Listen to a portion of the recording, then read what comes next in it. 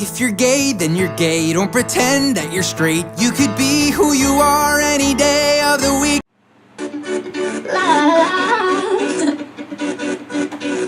Hey, boy, you never had much game, so I needed to upgrade. So I went and walked away, Now, I see you've been hanging out with that other girl in town, looking like a pair of pounds. Remember all the things that you and I did first, and now you're doing them with her. Remember all the things that you and I did first. You got me like this, and now you're taking her to every restaurant, and everywhere we went, come on. And now you're taking her to every restaurant. You got me like this.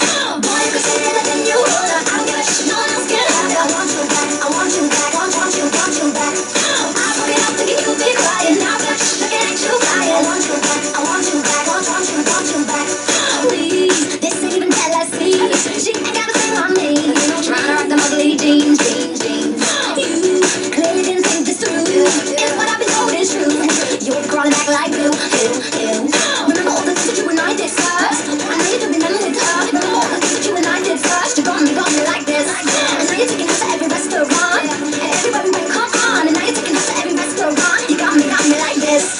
Boy, if it's anything you want, I don't give a shit, no one else can have it. I want you back, I want you back, want you back. I put it up thinking you'd be crying. Now I'm looking at you crying. I want you back, I want you back, want you back. I thought you still be mine when I kissed you goodbye. And you might be hurt, but I still had you first. All the things that you and I did first, and now you're doing them with her. Remember all the things that you and I did first. Yo, remember all the things that you and I did first, and now you're doing them with her. Remember all the things that you and I did first. You got me like this.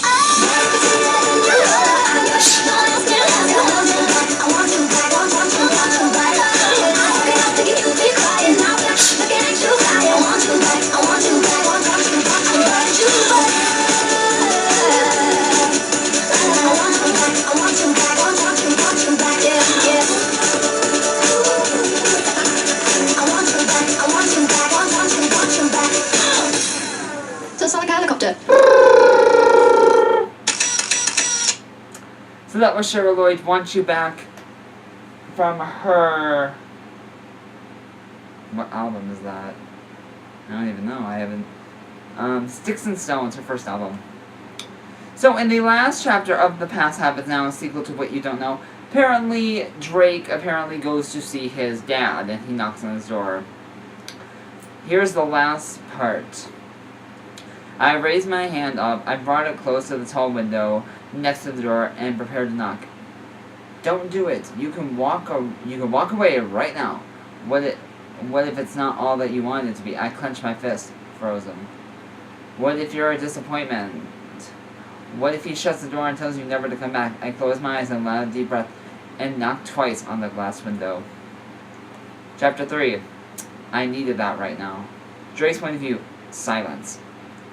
I began to roll back and forth on my feet again. Nervous habit. Part of me wanted to stay on the porch and wait as long as I needed before he saw me. The part of me wanted to jump in my car and make a break for it while I could. I knocked again and waited another minute. Nothing. I started to turn around but froze at the creak of the door. I have to say I was kind of looking forward to making the break for it option, but it was too late for that. Drake, my dad said as I slowly turned around to face him. He had the door halfway open, leaning over to look at me as if I attacked him if he opened it any wider. He blinked slowly, his eyes wide with shock. Hi, Dad, I said. We both kind of stood there, wondering what the hell we were supposed to do now. I stared at the ground, avoiding his stare. Go away, leave, he said. He said it sternly, but the voice was gentle. What? What? I came to see you, and you're not just going to tell me to leave. No, I'm not going anywhere. There are so many things I need to ask. I don't have answers. Now go back to school. I'm praying for you to be at. He glared at me. Ow. Ow, I didn't know that how glares could hurt. He wasn't going to stop me from getting answers, though, no matter how scared he tried to make me. Why do you have to make Mom leave? Why can't you just be a normal fellow like everyone else is? I was practically yelling at him. He swung the door open and grabbed my arm, pulling me into the house. There, now you won't get the police called on me, he said. It's almost lighthearted, as he was trying to make a joke, but he wasn't in the right mood to pull it off. Anyways, I'm getting impatient, so I started crossing my eyes.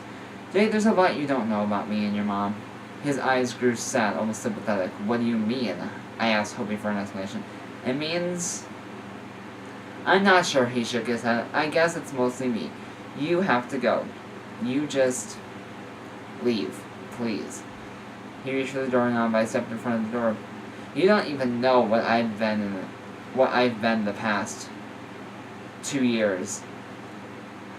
How do you not care? As unfortunate as it is, you're my father, and I'm your son. Now tell me why you shouldn't care.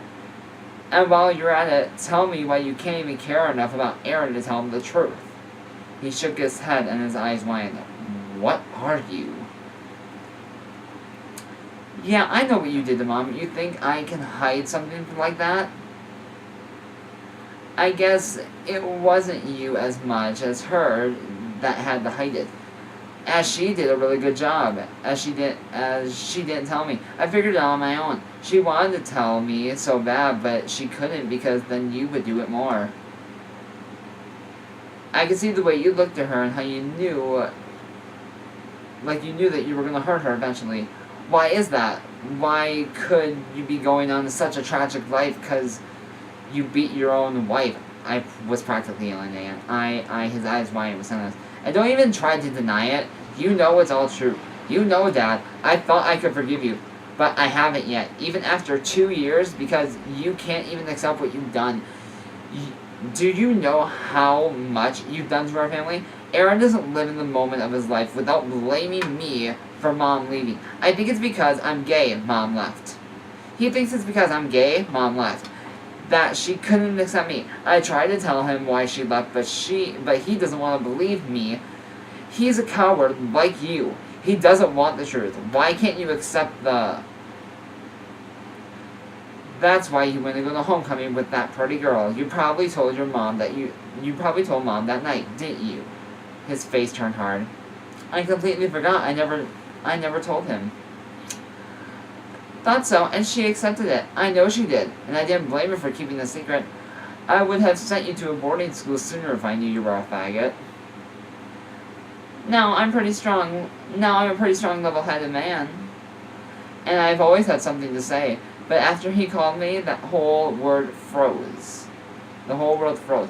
I didn't even know what to say or think or feel, so I left. I swung the door open and slammed it shut behind me. I didn't want anything to do with my dad right then. But when I reached my car, part of me wished I would have at least tried. He would have tried to stop me. See, he doesn't love you anymore. He doesn't care. He doesn't want to care. My eyes burned, but I wasn't in the mood for crying. All I wanted is to have Jay in my arms because I knew he loved me no matter what. I grabbed my phone and pressed it to my ear and rang once. Are you okay? What happened? I could hear his anxiety in his voice. I'm okay. I think I'm about to drive back. I want to hear your voice. Replace some of the feelings I have right now with something better. I lived around keeping my mind busy. Well, what happened? I'll tell you when I get back. I'll be there soon. I hung up and started driving away from my dad, away from Billy's house, away from my old neighborhood, my old life. A whole 30-minute drive back, I was focused on not crying. I was too good for that. I'm the smiley one here. I pulled in the parking lot. When I pulled into my spot, noticed Jay sitting in the grass with a big bag of Skittles. He knew me too well. The corner of my lips slightly lifted as I jumped out of the car and ran to him. He was already standing up, offering a smile. I practically crushed into him, throwing my arms around him and squeezing him. He hugged me back just as tightly, even though I'd like to claim that mine was tighter. I loved the feeling of warmth against my body, his soft hair on my cheek, and the loving feeling of feeling love. He brought me even closer and said, I love you. Whatever happened, it's going to be okay. I felt the burning creep back to my eyes, and this time I didn't refuse my tears. I let them fall onto his shirt. I let him squeeze me around my back. Just tell me about it whenever you're ready, he said, gently. I love his patience. I needed that right now. Not to be questioned, but just held. And that's exactly what he did. So yeah, that's the end of this chapter.